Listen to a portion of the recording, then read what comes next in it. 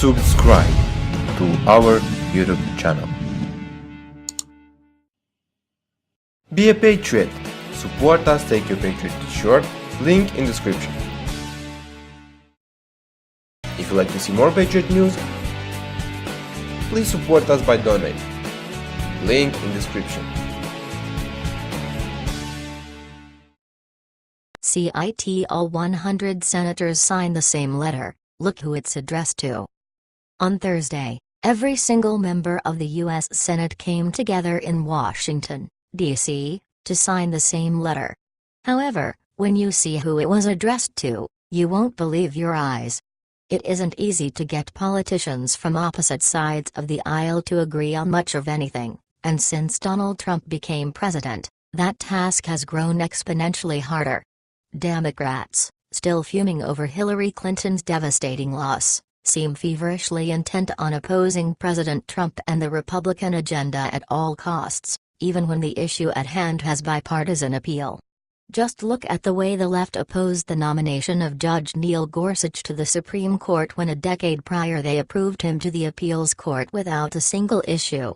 Considering the Democratic Party's history during the Trump administration's first 100 days, it's shocking to hear that all 100 U.S. senators have finally agreed on something and come together to sign the same letter. All 100 U.S. senators signed a letter Thursday asking United Nations Secretary-General Antonio Guterres to ensure that Israel receives fair and equal treatment at the world body, which the lawmakers said has advanced an anti-Israel agenda. The letter, written by Sens.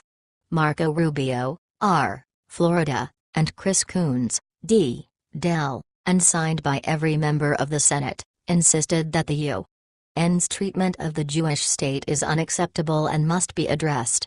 Source: Free Beacon. Through words and actions, we urge you to ensure that Israel is treated neither better nor worse than any other UN member in good standing, the letter states. We are deeply committed to international leadership and to advancing respect for human rights. But continued targeting of Israel by the UN Human Rights Council and other UN entities is unacceptable. A letter penned by Sens.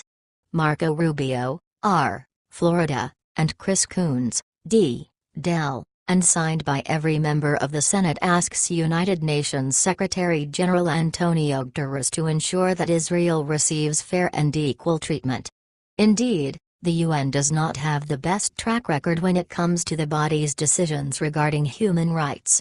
Case in point, Saudi Arabia, which does not even allow women to drive cars, was elected to serve on the UN Commission on the Status of Women, a body dedicated to the promotion of gender equality and the empowerment of women, earlier this month.